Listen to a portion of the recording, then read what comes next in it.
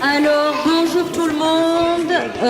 Donc, c'est la deuxième nuit debout à Mirepoix. C'est bien parce que je vois qu'il y a quand même des têtes nouvelles. C'est pas toujours les mêmes. Donc, il y a certains qui reviennent, il y en a d'autres qui arrivent, d'autres qui sont pas là, qui sont peut-être ailleurs.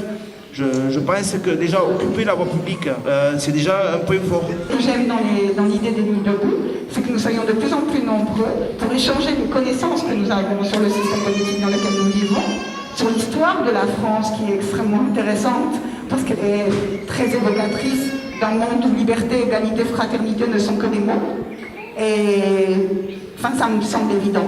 On habite à Mirepoix, on a peut-être des choses à changer ici, à faire évoluer. Code publicitaire, local, c'est vrai j'ai entendu le mot MJC, j'avais déjà dit piste de skate pour les gosses, des choses qui n'existent pas et qu'on ne voit pas arriver. Les élus, voilà, ils font travailler ou les amis, ou les fils d'eux, ou les copains d'eux. Et même moi, j'en suis concerné. Hein. J'ai travaillé 2 ou 3 fois dans des usines, que ce soit chez Aubert et Duval, l'hôpital de Tarascon, chez Michel Thierry, qui est devenu Johnson Control. Tout ça par clientélisme, parce qu'on a pris mon CV, on l'a mis au-dessus de la pile. Et voilà, on vous garde un temps, on vous exploite pendant 8 mois, 1 an, et après on vous jette comme une chaussette.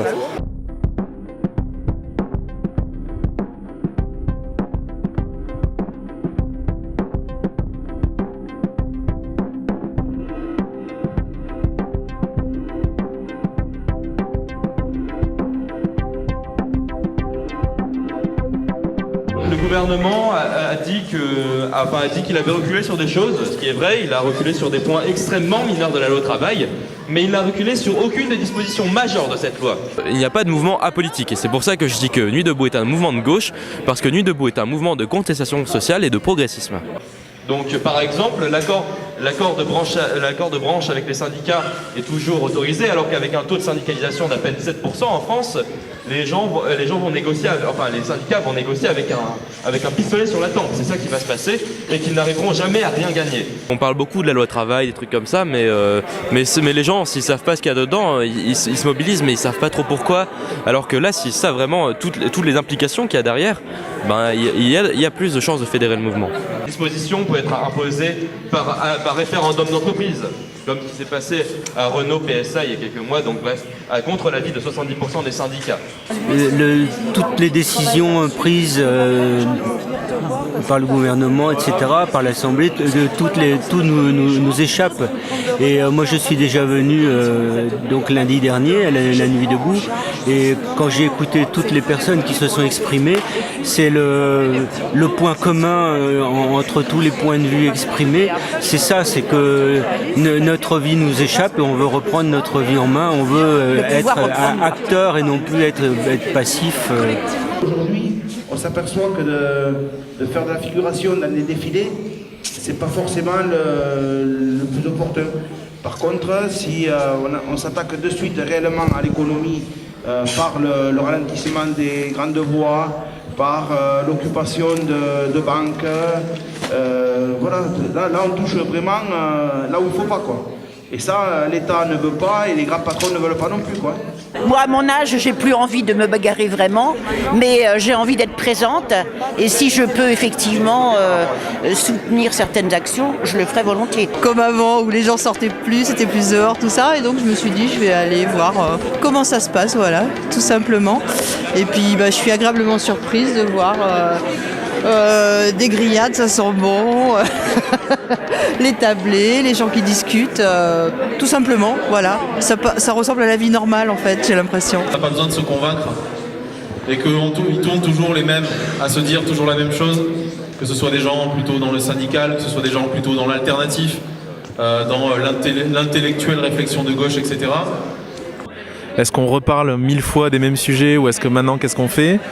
Et du coup, ce qui est bien, c'est que maintenant, il y a les papiers qui circulent, des groupes de discussion, des groupes d'action, des groupes de travail.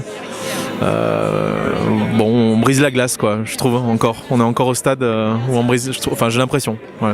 Voilà, il faut aller voir les autres, d'une manière ou d'une autre. Il faut aller voir les gens qui ne sont pas là et qui ne seront jamais là. On peut monter aussi un petit groupe, peut-être, il suffit d'être 2 ou 3, aller voir les gens dans dans des bureaux, dans des garages, chez des artisans, chez les gens chez qui on peut rentrer pour discuter un peu et dire voilà ce qui se passe et pourquoi ça se passe réellement. Nous, ça fait un moment qu'on essaie d'ouvrir un local sur Mirepoix et ça avance pas. C'est dur, sans financement, on va dire, entre guillemets. Et du coup, à se poser la question, est-ce qu'on ouvre un squat ou pas? Mais s'il y a deux termes, s'il y a un local et s'il y a un squat, c'est qu'il y a des sens différents. Donc pour moi, squat, c'est illégal, quoi. Voilà, tu vois, les cultures, enfin, c'est pour l'écoute, en fait. Clair, tous là-dessus, est-ce qu'on est d'accord? Le mot squat, parfois, peut effrayer quand on ne maîtrise pas vraiment ce que ça veut dire. Un lieu de vie, un refuge, un lieu où on peut faire des échanges. Je crois que c'est à définir pour que toute la population, tous les réseaux sociaux puissent mieux comprendre le projet que Mathias avance. Est-ce que il y a des gens qui dorment dans la rue? Est-ce qu'on ouvre un squat et que ça permet ça aussi, savoir qu'il y a des sans-papiers, des trucs comme ça, ou alors peut-être plus un lieu de vie ou les deux, voilà. C'est peut-être définir le projet.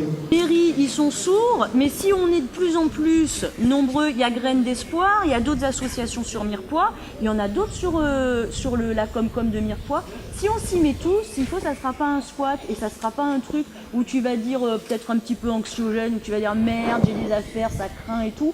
Non, si on se réunit tous, eux là-bas, là, on est les plus forts. Hein. Je pense que toi, tu l'as fait tout seul, donc c'est sûr, ou avec 2-3 autres copains ou copines, c'est pour ça qu'on vous a dit non. Mais là, on est en représentation d'un truc qui se fait un peu partout en France, de nuit debout, de réaction d'un peuple.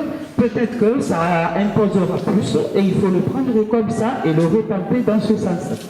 Donc quelqu'un me dit qu'il y a dans le Nord, entre autres ça existe, mais partout en France maintenant, des tiers-lieux. Donc ça peut être organisé par les communautés de communes. Et donc là-dedans, les gens font du coworking, font des ressourceries, etc. Travail en commun, in French. Et donc voilà, ça existe aussi sous cette forme-là de tiers-lieux. Dans un premier temps, les actions, elles devraient plutôt donner envie à ce qu'il y ait plus de monde qui vienne, qu'il y ait plus de monde qui croit, quoi, parce que je suppose que dans un premier temps, les premières personnes qu'on pourrait faire venir, c'est des gens qui seraient assez sensibles, disons, à nos idées de démocratiser ce pays et qui juste n'y croient pas. Donc comment attirer ceux-là, c'est la question que je me pose vraiment.